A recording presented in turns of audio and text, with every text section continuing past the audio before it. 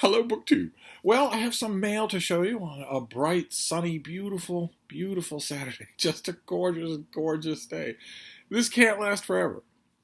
Even though the actual winter season here in Boston will be obviously truncated, it will be weeks instead of months, it will still have some horrible weather that just shows no sign of coming yet. Instead, the mornings are crisp and clear, the sky is cloudless, bright blue, and the temperature arc is just perfect. The mornings are nice and cool. The day warms up. Then the evening gets cool again. Oh, lovely. The first thing I want to show you here is a periodical from my periodical binge. I went on a binge of periodicals. I suddenly realized that after 2016, I'd let so many subscriptions lapse, and I kind of like them. Buying a print subscription to a magazine really is a good use of money. It stings a bit, but it pays off for a whole year or more. And I had a question. When I started on this magazine binge, I adopted a policy, just a mental policy, where if a magazine solicitation comes in the mail and it's anywhere near anything that interests me, so American Association of Retired People, AARP, really like you not to keep sending me solicitations. I'm not going to read your magazine unless you need a book reviewer. A car and monthly, that sort of thing. I'm not interested in those things, but if it's close, I will say yes. And I did that to fill my mailbox, but also, and also to help print magazines, who were really hurt by the pandemic, are continuing to be really hurt by the pandemic. But also because I was curious to know, I know there are subscription hubs for a lot of these things. You can tell because there are subscription services. The check that you write, you get 2 pages of potential magazines. The check you write is to the same address for every one of them. I wondered, if I start to subscribe to a bunch of things, will I start getting things? Both more solicitations for subscriptions to other magazines and also maybe some magazines. If I were in charge of that kind of subscription hub, I would do that in a heartbeat. And that has happened. Both of those things have happened. And just recently, one of you sent me in the mail a subscription card for the London Review of Books, one of the greatest book review journals in the English language, that somehow I had let my subscription lapse. That was very, very nice, and the next day I got an actual solicitation from the LRB with an envelope and prepaid posters and all that stuff. So they definitely noticed, and I've been getting a bunch of other things too. So that has worked. This was one of them. This is Smithsonian Magazine. I'm a Smithsonian member. I've been a member for ever and ever and ever.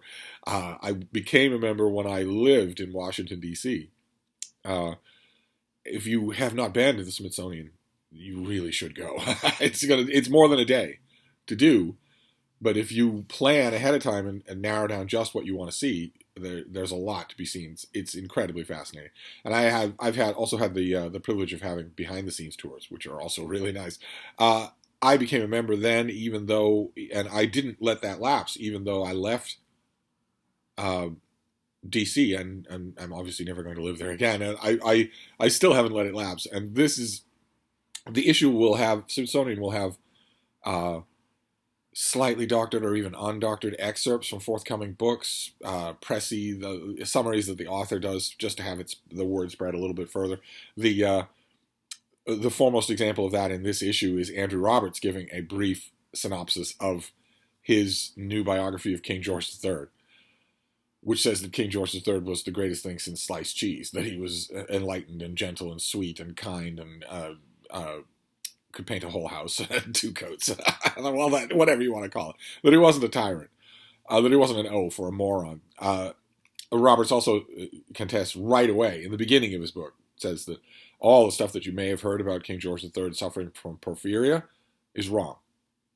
That King George III was suffering from severe manic depression. That was the quote-unquote madness of King George. It wasn't a physical problem at all. And I guess he is discounting the eyewitness testimony of physical symptoms that don't line up with depression. I mean, I don't guess that he's discounting that. He is discounting that. He's just decided to stake his claim on that being what was wrong with this English tyrant. So he's in here. But the most interesting thing, in this case they chose correctly, the most interesting thing in the issue is this article about a group of scientists using perfecting 21st century space equipment. Helmets, built-in sensors, what do you need to protect yourself in order to do a manned expedition to Mars? So they're picking extremely inhospitable areas of Earth, Mars-like areas of Earth, and testing out this equipment, testing out not only the suits, but also the habitats that they're planning on building, that I guess someone somewhere is planning on bringing to Mars. I thought that was very, very interesting. But then we'll get to the books. And the first book I want to show you is not in a package. It was a gift. So if you've been watching the ongoing melodrama of this channel, my cavalcade of guests, I'm an eccentric old coot who writes on his fainting couch all day long. You are my constant company. The bean is my constant company, not humans. You are my constant company. But random chance had it that just recently, for a span of 10 days, 2 weeks, thereabouts, I had in-person human guests coming over all the time. Do you want to get down from here? What's up, dude? And it was great. Absolutely great. It's just fantastic. It really was. It was fantastic. Of course, I don't know if you've been able to determine this from watching my channel. Some of you probably only just recently found this channel, so this may be a shock to you. I am extremely extroverted. I'm not an introvert in any way. I'm an extreme extrovert. So the only way that this cavalcade of guests could have been improved for me if it had happened all at once. If this room was full of great people. But I was perfectly happy to take it piecemeal. And the last of those guests was Tom at Tom LA Books, a booktuber who I'd never met before in person and who is doing a canto-by-canto read-through of Dante's Divine Comedy that I love. I love those videos. I marvel at them. And so do a lot of you. I know a lot of you have picked Tom as your guide through the Commedia for the first time, and what a guide. What a fantastic guide. But he was also the only one of the cavalcade of my guests who I'd never met in person before. So it was a slight element of apprehension. You know, is there something that I'm not reading about your videos? But the thing is, and you know, Tom and I, he came over, we talked for hours and hours, and he mentioned this a couple of times, and I've mentioned it a million times on this channel. There's a kind of magic in this little corner of BookTube. Maybe not the rest of BookTube, but in this little corner of BookTube, there's a kind of magic. You know you're going to get along with the person. We seem to have created a big mean girls clique where we are all in sync with each other. So that worry went away in no time at all. And Tom, being the properly brought up Italian that he is, brought gifts. He brought gifts for his hosts. And one of those gifts was a book, which is a violation of rule number 1. Don't get me a book. It's a bad idea. It's a very bad idea.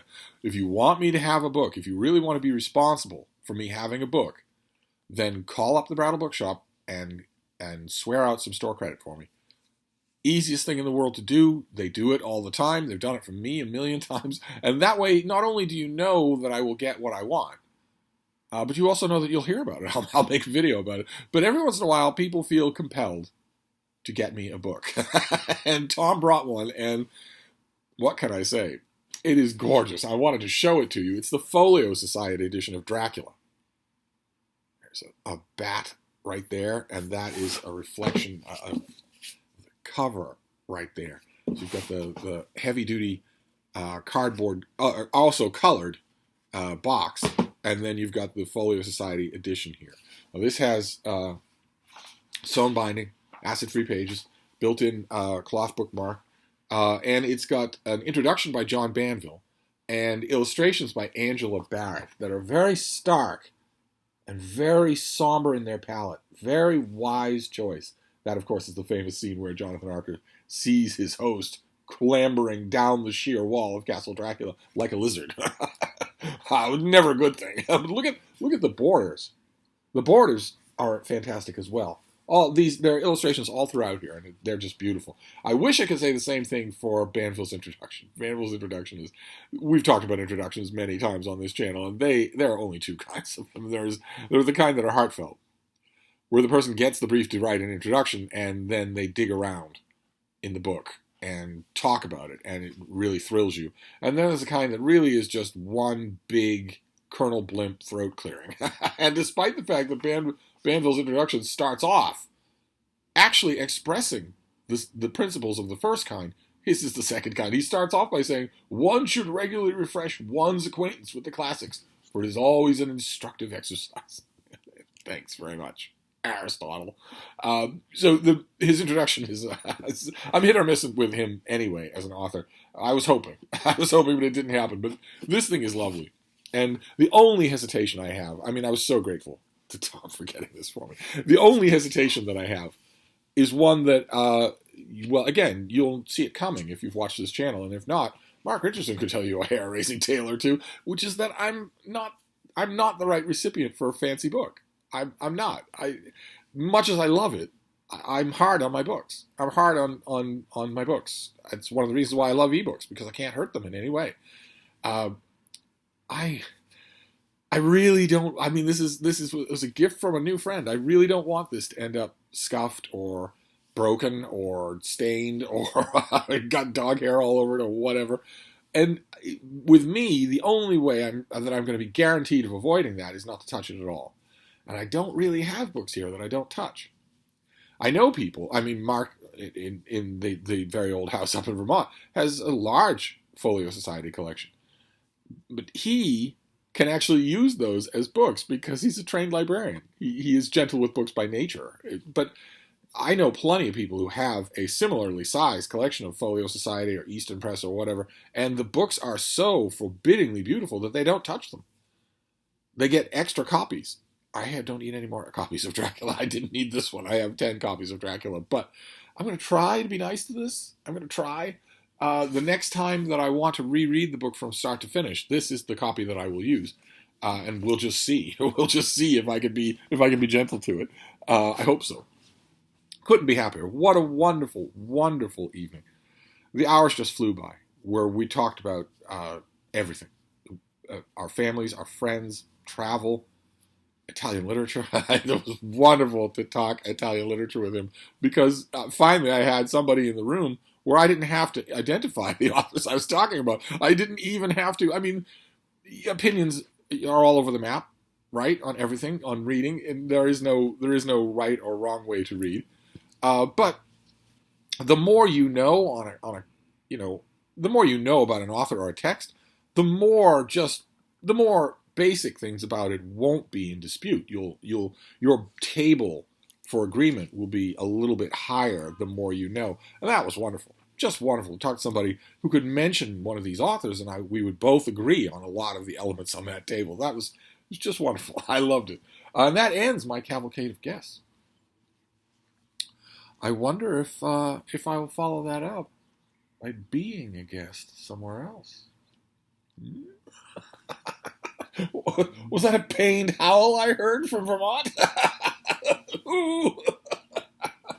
We shall see. But in the meantime, we have these two packages that we can go through. Only two, but it's a Saturday. It's a gorgeous Saturday. The Bean and I were just strolling around outside with just not a care in the world. We met a great big dog, 10 times her size, who was 1 year old.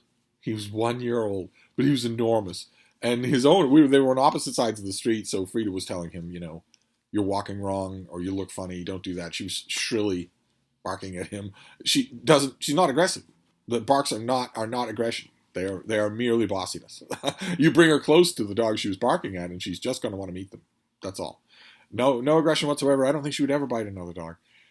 But we stood across the street. It was a little residential street, no traffic whatsoever, just beautiful area. And the other dog's owner said, "Well, he's very friendly. If you want, they can meet. But I'm training him not to go ballistic, not to just bounce all over creation because he's too big for that now." And I wasn't. I mean, I was smiling and I made dutiful responses, but I was really talking to him. I was saying out loud. I think I was saying out loud to him, "Oh no, you can't bounce around. You're way too big. You just have to learn not to do that. That's all." And of course, part of me was a little hesitant because if you think that Frida is yelling at you just for existing out in the world, You should see what she does if you bounce around. Oh my God, bouncing around. Oh, no. But we let them meet, and he was trying his hardest to control himself, but he was still at that age where he wanted to rear up with both paws and just jump. I almost just started simply intervening. I almost just simply started fixing the problem right there. His owner is going about it the normal way.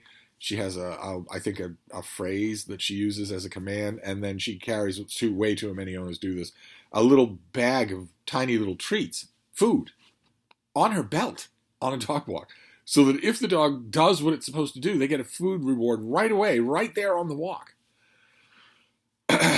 You dog people out there, don't ever do that. Don't ever do that. What you want and don't want should be the only reason why your dog does or doesn't do anything. Food bribery can be done by anybody. You should not do it. You should not do it. Your dog wants to please you. Not for food, just to please you. There is 25,000 years of evolution there. That your dog wants to please you. Trust me on that. They might not seem like they're even paying attention, but they're not only paying attention, they want to please you. Carrying around food bribes? Oh. Anyway, I wanted to just intervene. Just hand her Frida's leash. Just take that big, beautiful boy and say, all right, no. So you just settle down. You will get a chance to say hi to anyone you want to say hi to, but you can't launch yourself like this. You can't do it. But I didn't, because he was in perfectly good hands, well-loved, well-cared-for dog. But anyway, that was a whole digression. We have a book. We opened it. All right, so what do we got here? Okay, this is a novel by Fatima Das, The Last One. Kind of an interesting cover. Kind of. I have nothing but scorn for American edition covers. So this is from Other Press. This is going to be a paperback original at $16 at the end of November. And it has the Douay Bible connected to it. Why? I have no idea. It is, what on earth is all this stuff? We just need the... Oh, all right. Okay, so the last one has a lot of blurbs already. A lot of them. But are you going to tell me anything about it? Good Lord, this whole page is blurbs. And they're all positive. They're all just glowing. Okay, so this is a bestseller in France. What have we got here? A bold work of autofiction at the intersection of religion and sexuality. Okay. All right. Is it a bold work of autofiction? How can you know? Autofiction is armored against any kind of criticism.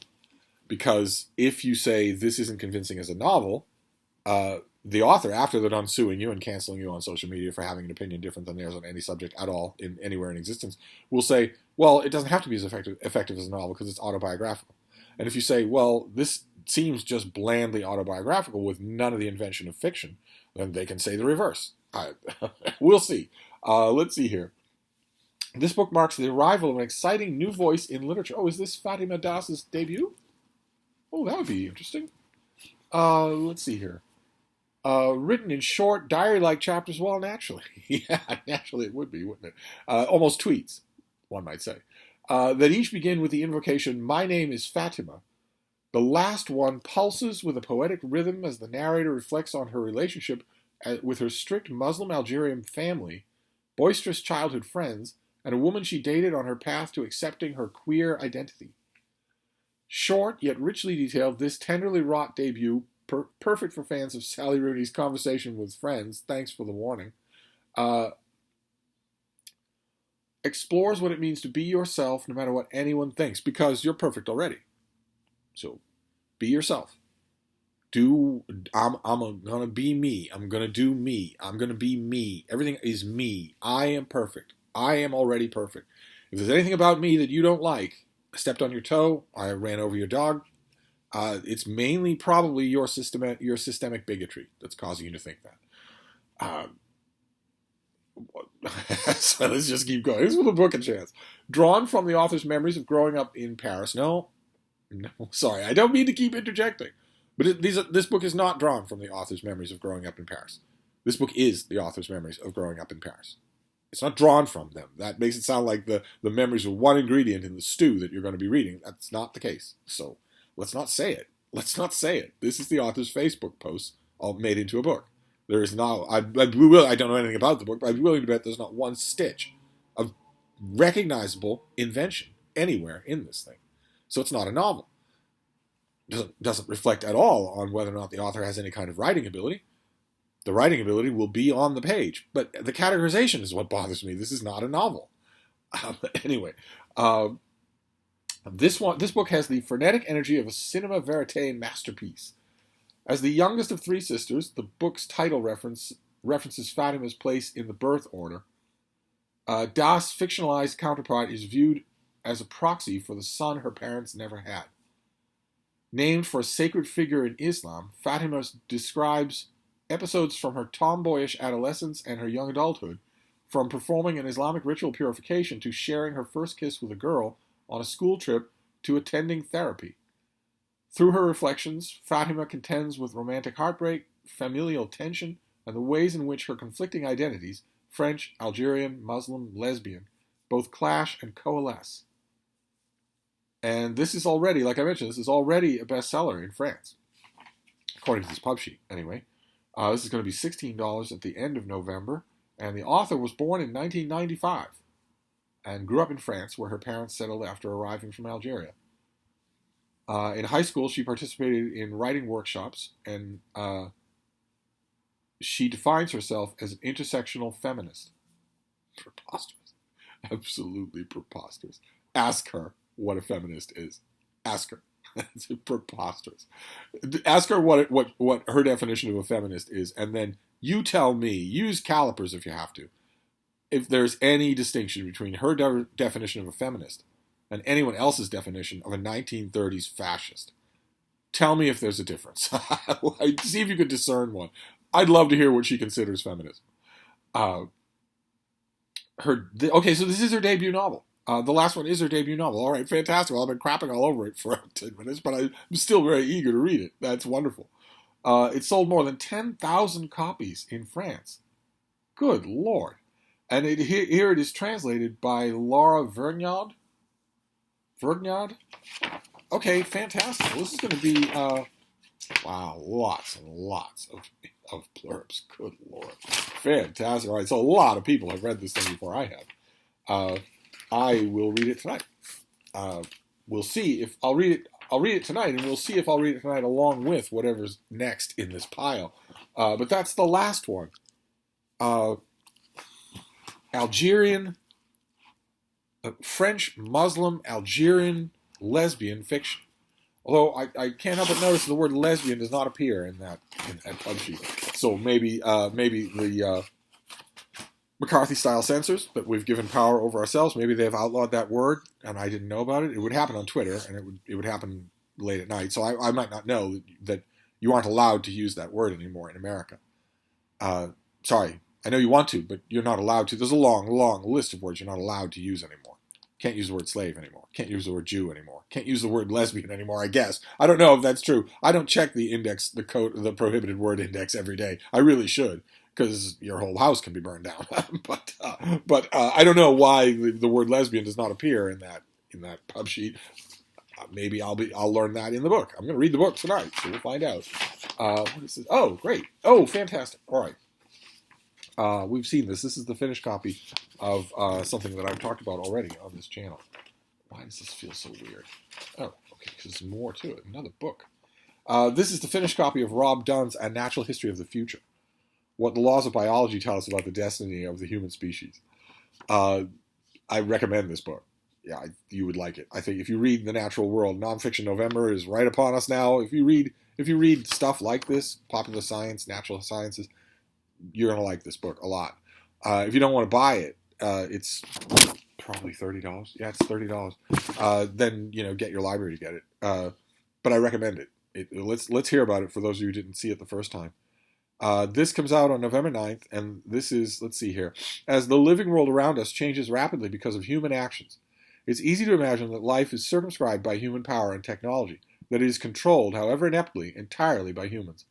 We see ourselves as powerful gardeners of Earth and beyond. But this view of life is false. Despite the extraordinary scale of human alterations of Earth's ecosystem, life, including human life, is still subject to the timeless laws of ecology and evolution. Only by understanding these laws can we mitigate the evolution of new pathogens affecting both humans and our crops, predict which species will succeed as we continue to make the world hotter, more urban, and more densely populated, and make sensible decisions about the future. I don't know about that. I know more urban, yes, it's a huge disjunction between rural and urban living. And I know that about hotter, definitely. Even though you'll occasionally have the former head of Greenpeace, for instance, has a very profitable speaking gig on the circuit where he goes from venue to venue saying that the world isn't getting hotter, and that even if it were getting hotter, it wouldn't be humans' fault. Just flatly, demonstrably wrong. And his main presentation lasts about 40 minutes. It is full of blatant cherry picking, blatant misrepresentation of papers he knows you're not going to go and find. But aside from a tiny minority like that, I know that the hotter is a given. The one thing that I don't know about that is ever more densely populated. Because that would seem to me to imply a steadily increasing human population. And I'm not sure that that's happening. The number's as high as it's ever been, but aren't the predictions that the number is going to level off and then start dropping? In all parts of the world? I thought I read something like that, but I guess if I shouldn't just toss that off until I know. I could swear that I read something. Have you read something like that? I swear that I read that a lot of population scientists say that, yeah, there's a plateau. It's going to happen in the next 10 or 20 years. After that, it's going to plummet. Maybe I'm wrong about that. Anyway, this book places the future under a microscope, illuminating not only the grandeur of life, but also its diversity. When only 1 in 8 animal species has been named, there may be 1 trillion more bacterial species yet to be named and studied, many of them living on our own bodies. A lot of you don't like to know that. I mentioned a story about that, a factoid about that, many, many videos ago, where I said that you have whole colonies of living animals that know each other. They recognize each other. They have, I won't say culture, but they have regulated behavior that is in sync with each other, and they live on your eyelashes. Those animals live on your eyelashes. And they are completely different from the animals that live on the hair down below. Those animals, the animals that live in that hair, no matter how thoroughly you clean yourself, they live there. The animals that live there are completely different from the ones that live on your eyelashes. Let's see. Let's go on. But we don't have to know all of the specifics before we can understand how the laws of life also allow us to predict that these species will respond to pollution, climate change, forced migration, or the expansion of agriculture. These laws predict which kinds of species will react to and move most quickly with changing climates, which kinds will be most likely to evolve anew, and which will go extinct. We, too, are part of the picture. Fantastic. Okay. Well, I think I mentioned the author is, let's see, he's a professor in the Department of Applied Ecology in North Carolina State University. And he lives in Raleigh, North Carolina. This book is just endlessly thought-provoking, just on every page. So I strongly recommend it. I think I mentioned when I was recommending it. I don't know if I have it nearby. We saw another book. I haven't got the finished copy of it yet. Called A Very Short History of Life on Earth. You might remember we did that. We hauled that a week or two ago. A Very Short History of Life on Earth. I read you about it. I expressed a little skepticism that how could you do the subject justice in such a small book. That book's terrific. This one is too. They really go together. That was terrific. I'll have to make sure to. I'm looking over at my new releases. It's over there somewhere.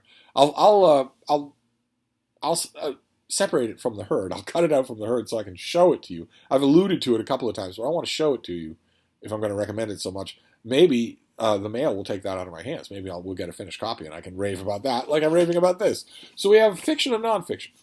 We have opposite ends of the spectrum here in every way. It's nonfiction, it's fact-based, and it has nothing to do with the author's biography, and it's a finished copy, and I can recommend it. And then we have a debut novel that is also fact-based, but has everything to do with the author's biography, and I haven't read it. So it's the opposite ends of the spectrum here.